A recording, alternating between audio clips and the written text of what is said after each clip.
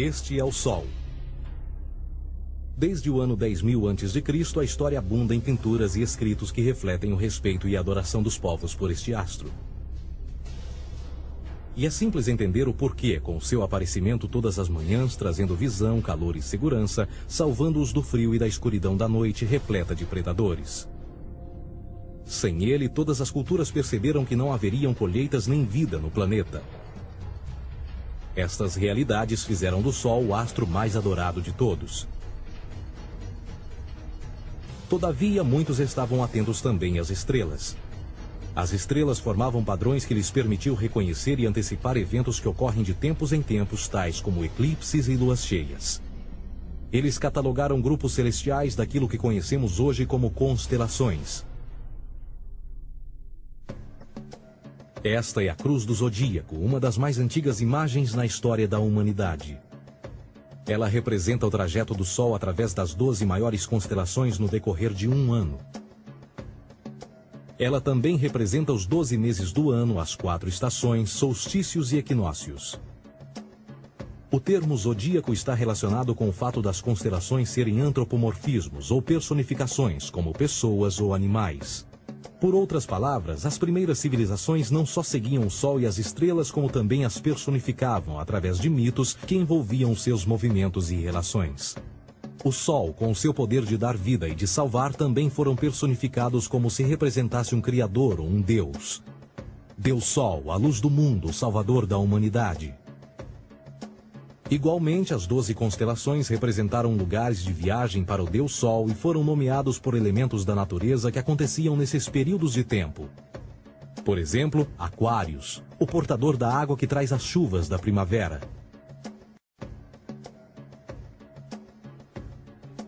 Este é Horus. Ele é o Deus Sol do Egito de 3.000 a.C. Ele é o Sol antropomorfizado e a sua vida é uma série de mitos alegóricos que envolvem o movimento do Sol no céu. Dos antigos hieróglifos egípcios conheceu-se muito sobre esse Messias solar. Por exemplo, Horus, sendo o Sol, tinha como inimigo o Deus Sete, que era a personificação das trevas ou da noite. E metaforicamente falando, todas as manhãs Horus ganhava a batalha contra Sete. E no fim da tarde, Sete conquistava Horus e o enviava para o mundo das trevas. Será importante frisar que trevas versus luz ou bem versus mal tem sido uma dualidade mitológica onipresente que ainda hoje é usada em muitos níveis. No geral, a história de Horus é a seguinte. Horus nasceu em 25 de dezembro da Virgem Isis Mary. O seu nascimento foi acompanhado por uma estrela no oeste, que por sua vez foi seguida por 3 reis em busca do Salvador recém-nascido. Aos 12 anos era uma criança prodígio nos ensinamentos, e aos 30 anos ele foi batizado por uma figura conhecida por Anup, e assim começou o seu ministério. Horus teve 12 discípulos e viajou com eles, fazendo milagres tais como curar os enfermos e andar sobre as águas. Horus também era conhecido por vários nomes como a Verdade, a Luz, o Filho Adorado de Deus, o Bom Pastor, Cordeiro de Deus, entre muitos outros. Depois de ter sido traído por Tifão, Horus foi crucificado, enterrado por 3 dias e então ressuscitou. Estes atributos de Horus, originais ou não, parecem influenciar várias culturas mundiais e muitos outros deuses encontrados com a mesma estrutura mitológica. Atis da Firígia nasceu da Virgem Nana em 25 de dezembro. Crucificado, foi posto na tumba e 3 dias depois ressuscitou. Krishna, da Índia, nasceu da Virgem Davaki com uma estrela no ocidente assinalando sua chegada, fez milagres juntamente com seus discípulos e após sua morte ressuscita. Dionísio da Grécia nasceu de uma virgem em 25 de dezembro. Foi um professor peregrino que praticou milagres como transformar água em vinho e é referenciado como Rei dos Reis, Filho unigênito de Deus, o início e o fim, entre muitas outras coisas, e após sua morte ressuscitou. Mitra da Pérsia nasceu de uma virgem em 25 de dezembro. Ele teve 12 discípulos e fazia milagres. E após sua morte foi enterrado por 3 dias e então ressuscitou. Ele também foi chamado de a Verdade, a Luz, entre outros. Curiosamente, o dia sagrado de adoração a Mitra era um domingo.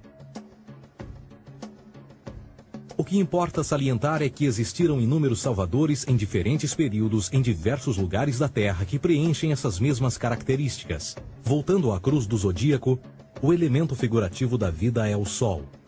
Isto não é uma mera representação artística ou ferramenta para seguir os movimentos do Sol. Era também um símbolo espiritual pagão.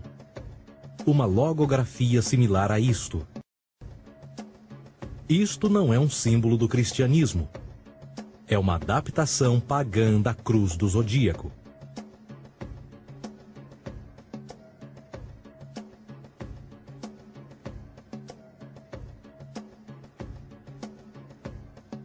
Esta é a razão pela qual Jesus, nas primeiras representações, era sempre mostrado com a sua cabeça na cruz.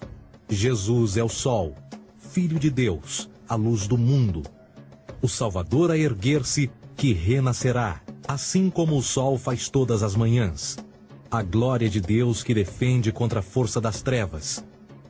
Assim como renasce a cada manhã, e que pode ser visto através das nuvens, lá em cima nos céus, com a sua coroa de espinhos ou os raios de sol. Os antigos egípcios, assim como outras culturas antes deles, reconheceram que aproximadamente de 2150 em 2150 anos, o nascer do sol durante o equinócio de primavera ocorria num diferente signo do zodíaco. Isto tem a ver com a lenta oscilação angular que a Terra tem quando roda sobre o seu eixo. É chamado de precessão porque as constelações vão para trás, em vez de permanecerem no seu ciclo anual normal. O tempo que demora cada precessão através dos 12 signos é de 25.765 anos. Este ciclo completo é chamado também de Grande Ano, e algumas civilizações ancestrais sabiam disso. Referiam-se a cada ciclo 2150 anos como Era. De 4.300 a.C. a 2150 a.C. foi a Era de Touro. De 2150 a.C. a 1 d.C. foi a Era de Áries. E de 1 d.C. a 2150 d.C. é a Era de Peixes, a era que permanecemos nos dias de hoje. E por volta de 2150 entraremos na nova era, a Era de Aquários. Agora, a Bíblia refere-se por alto ao movimento simbólico durante 3 eras, quando se vislumbra já é uma quarta. No Velho Testamento, quando Moisés desce o Monte Sinai com os 10 mandamentos, ele está perturbado ao ver sua gente adorar um bezerro dourado. De fato, ele até partiu as pedras dos 10 mandamentos e disse a todos para se matarem uns aos outros para purgarem o mal. A maior parte dos estudiosos da Bíblia atribuem esta ira de Moisés ao fato de os israelitas estarem adorando a um falso ídolo ou algo semelhante. A realidade é que o bezerro dourado é o Taurus, touro. E Moisés representa a nova era de Áries. Esta é a razão pela qual os judeus ainda hoje assopram com o chifre do carneiro. Moisés representa a nova era de Áries. E perante esta, todos têm de largar a velha. Outras divindades, tais como Mitra, marcam essa transição também. Um deus pré-cristão que mata o touro, na mesma linha simbólica. Agora Jesus é a figura portadora da era seguinte à de Áries, a Era de Peixes. Agora reflita se voltar a ver um adesivo em formato de peixe escrito Jesus na traseira dos carros. Poucos sabem o que aquilo no fundo representa. É um simbolismo astrológico pagão para o reinado do Sol durante a Era de Peixes. Jesus assumiu também que a data do seu nascimento é também a data do início desta era. Isso, o personagem de Jesus, literalmente e astrologicamente um híbrido, só demonstra o quão plágio do deus Sol Horus do Egito Jesus é. Por exemplo, inscrito há 3.500 anos atrás, nas paredes do templo de Luxor, no Egito, estão imagens da Enunciação, da Imaculada Concepção, do nascimento e da adoração a Horus. As imagens começam com o anúncio à Virgem Ísis de que ela irá gerar Horus, que Nefe, o Espírito Santo, irá engravidar a Virgem, e depois o parto e a adoração, e que é não mais do que o milagre da concepção de Jesus. Na verdade, as semelhanças entre Horus e Jesus são flagrantes.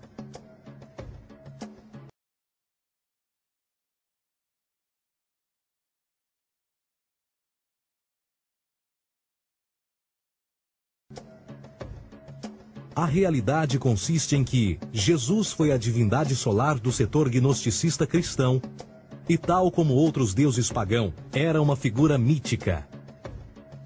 Foi sempre o poder político que procurou monopolizar a figura de Jesus para controle social. Por volta de 325 d.C., em Roma, o imperador Constantino reuniu o Concílio Ecumênico de Nicéia e foi durante esta reunião que as doutrinas políticas com motivação cristã foram estabelecidas e assim começou uma longa história de derramamento de sangue e fraude espiritual. E nos 1600 anos que se seguiram, o Vaticano dominou politicamente e com mão de ferro toda a Europa, conduzindo-a a um período de obscurantismo, onde o conhecimento era apenas um privilégio da Igreja, as Cruzadas e a Santa Inquisição.